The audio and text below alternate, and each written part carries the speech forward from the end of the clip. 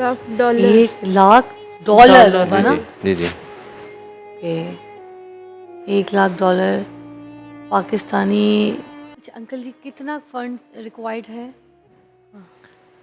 तकरीबन $1 लाख। कितना? $1 लाख।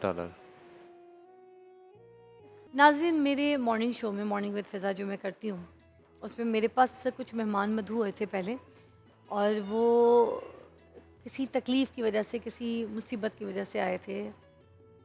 आज हमने उनको दोबारा यहाँ पे मधु किया है। इनकी बेटी जो है आमना है, सॉरी ईमान, तौफ़ीक इनकी बेटी है, और इनकी बेटी को जो है दिल का मसला है।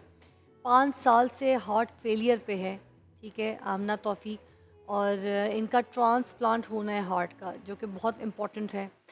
जब ये पहले आई थी तो इनको ये था कि इंडिया का इनको वीज़ा लगवाना था, क्योंकि उधर जाकर ही इनका इलाज हो सकता है, क्योंकि आपको पता है कि हार्ट ट्रांसप्लांट की सारी ट्रीटमेंट ज़्यादा इंडिया में होती हैं और थोड़ी सी इकोनॉमिकल प्राइसेस में भी होती हैं, जो कि बेस्ट डॉक्टर्स के ज़रिए वहाँ पे अवेल कर सकते हैं आप।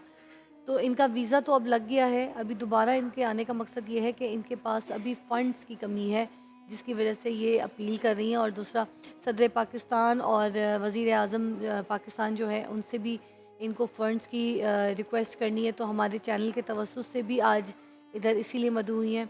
और मैं आमना के बारे में बताऊं कि बहुत होनहार बच्ची हैं, बहुत पढ़ाकू बच्ची हैं, बहुत ज़हीन बच्ची हैं। बीमारी के बावजूद उन्होंने 1045 मैट्रिक में इन्होंने मार्क्स हासिल किए। उसके बाद एफएससी में 1060, उसके अलावा 3.7 जीपीए यूएमटी से इनका भी चल रहा है, 4th सेमेस्टर में है, ये कंप्यूटर साइंसेस कर रही हैं। तो देखें आप, इतनी तकलीफ़ में हैं, बीमार हैं, और इतनी बीमारी के बावजूद भी अभी देख लें कि वो पढ़ाई में जो है वो पीछे नहीं है, इतने आगे, इतने अच्छे हाई मार्क्स लेती हैं।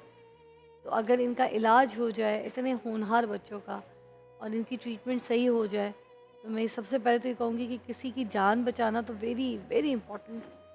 हमें ये रमज़ान शरीफ, हम यही बात करते हैं ना, हम नेकियां ढूंढ रहे होते हैं कि हमें नेकी मिल जाए, नेकी मिल जाए। जब नेकी हमारे पास खुद चल कर आ जाए, तो फिर मुझे लगता है हमें उसको अवेल करनी चाहिए। इनके वालिद और वालदा भी हमारे साथ मौजूद हैं। तौफ़ीक जो है, इनके वालिद साहब हैं हमारे साथ, मधु हैं, और उनकी बेगम भी हमारे साथ है। क्या कहते हैं, आमना की अम्मी जो हैं, वो मिसेस शाज़िया तौफ़ीक भी हमारे साथ मौजूद हैं।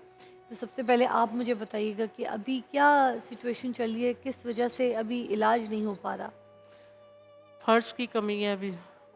वीज़ा तो हमें मिल गया है, इंडियन एम्बेसी ने वीज़ा दे दिया, शुक्र है अल्हम्दुलिल्लाह। हुँ, अभी हमने इलाज के लिए जाना है इंडिया, तो फंड्स की कमी है। हुँ, हमारी सदर पाकिस्तान आसिफ अली जरदारी साहब, वज़ीर आज़म शहबाज शरीफ साहब, चीफ जस्टिस पाकिस्तान, और सॉरी द गवर्नमेंट से चीफ आप। ऑफ आर्मी स्टाफ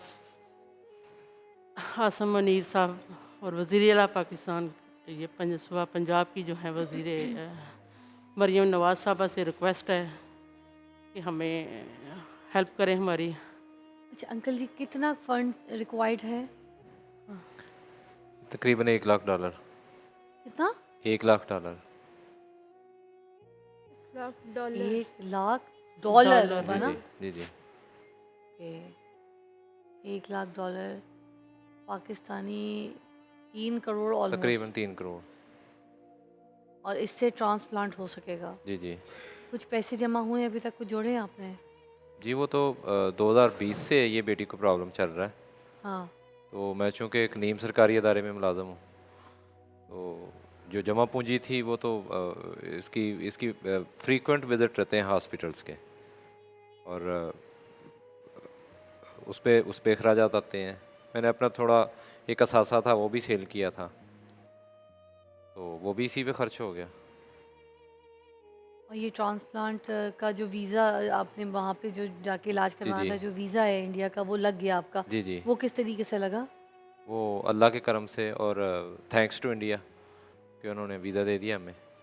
हम्म, सारा कुछ बेच दिया, घर बार, कोई अब आपके पास अपना जी शर्ट जी। और चीज़ें नहीं, कुछ नहीं घर है? है, लेकिन वो जो ज़मीन का सासा था वो बेचा। तो हाँ। उसमें वो 5 साल में वो बेटी के अखराजात ही वो पूरे हो गए, ज़ाहिर है।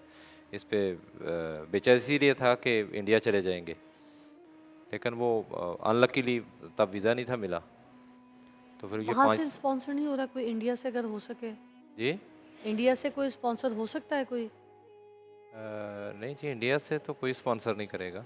देखिए इंडिया तो अच्छा काम कर रही है, उन्होंने तो वीज़ा दे दिया, इसमें तो वीज़ा कोई दे रहे डाउट हैं, नहीं है। ट्रीटमेंट कर रहे हैं। मगर अब हमारी गवर्नमेंट का भी ये अब ये काम हमारी है ना, कि हमारा भी ये काम है ये हमारी कि अब अपील है इनसे, हाँ, कि सदर हमारी पाकिस्तान हो गवर्नमेंट का गए, भी, मैं यही बात करना चाह रही हूँ कि हमारी गवर्नमेंट का भी काम है वज़ीर आज़म कि साहब हो गए, यहाँ से भी जो है ना इंतज़ामात होने चाहिए। ज़ाहिर सी बात है, सब ह्यूज अमाउंट 3 करोड़ का जो है ना वो फ़ंड इनको चाहिए, और तब ये ट्रांसप्लांट हो सकेगा। और ईमान की जान और ईमान खुद बहुत कीमती हैं।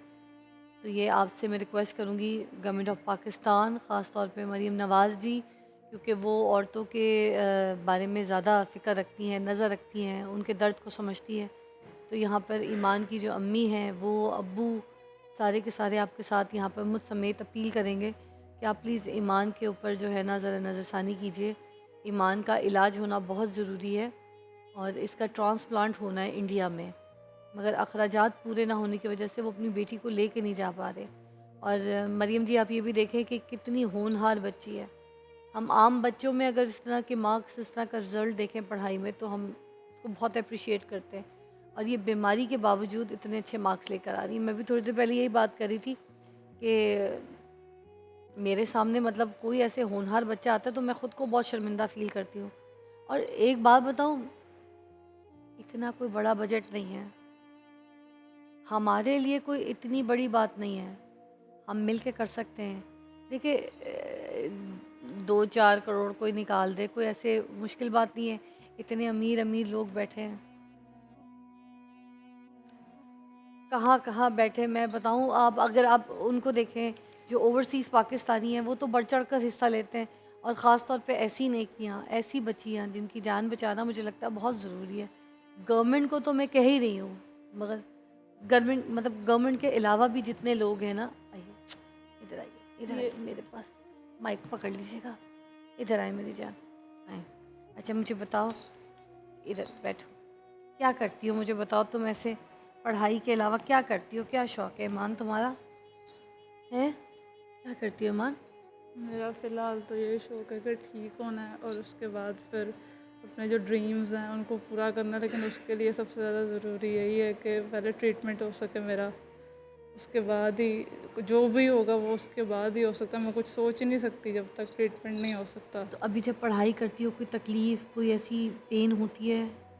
पढ़ाई के दौरान ज़ाहिर है 1-2 घंटे से ज़्यादा तो बैठा ही नहीं जाता ना, तो पढ़ने के लिए ज़ाहिर है बैठना पड़ता है, लॉन्ग सिटिंग्स होती हैं, तो उसके लिए फिर थकावट हो जाती है ज़्यादा। अगर रेजिस्ट करूँ तो फिर हॉस्पिटलाइज़ होना पड़ता है, क्योंकि एग्ज़ाम्स में हमेशा मैं हॉस्पिटलाइज़ होती हूँ, तो इस वजह से फिर काफ़ी मुश्किल होती है। और उसकी वजह से मेरी अपील है कि काइंडली फंड्स का अरेंज किया जाए ताकि ट्रीटमेंट हो सके। वाकई में आपकी ना पेन को समझ सकती हूँ। मुझे पता है आपके ड्रीम्स हैं, आपके ख्वाब हैं, आप आगे बढ़ना चाहती हैं जैसे बाकी लड़कियाँ हैं, मगर पेन की वजह से आप पढ़ नहीं पाती, ज़्यादा देर बैठ नहीं पाती, कमज़ोरी फील होती है, आम बच्चों की तरह वैसे टाइम नहीं दे पाती।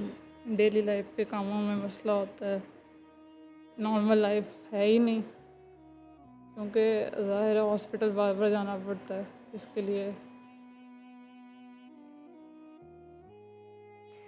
प्लीज़ मैं गवर्नमेंट से तो ख़ास दोबारा से हाथ जोड़ के अपील करूँगी कि प्लीज़ मरीम नवाज़ जी, मैं आप तो ख़ातून हैं, आप तो सबसे ज़्यादा समझ सकती हैं।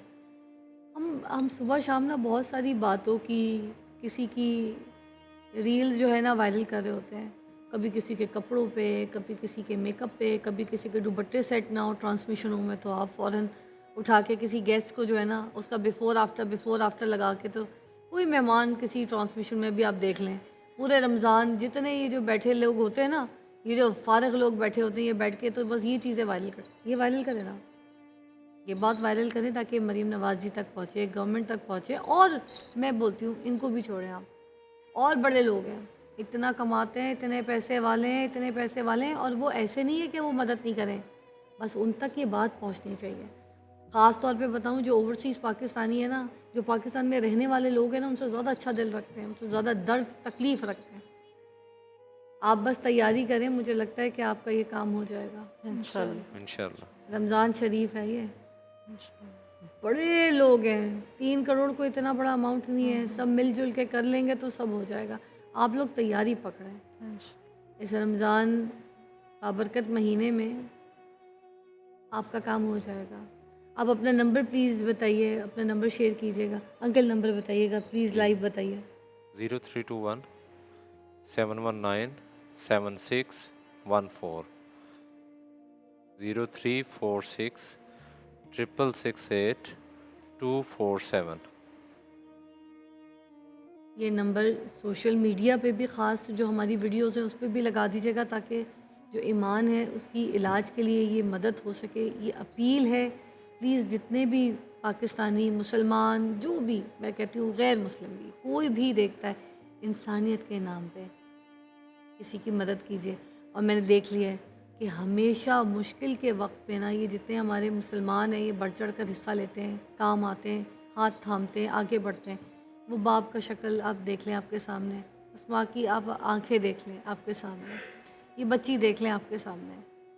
फिर आप लोग ढूंढते हैं नेकियां, ढूंढते हैं नेकियां, ढूंढते हैं, उम्रे पे जाते हैं, हज पे जाते हैं, 4 4 हज करते हैं, वहाँ पैसा लगाते हैं, वहाँ लगाएं पैसे, मगर ये भी नेकी है, इधर भी पैसे लगाएं। वो जन्नत का रास्ता है, ये भी जन्नत का रास्ता है। देखें कौन जन्नत जाना चाहता है।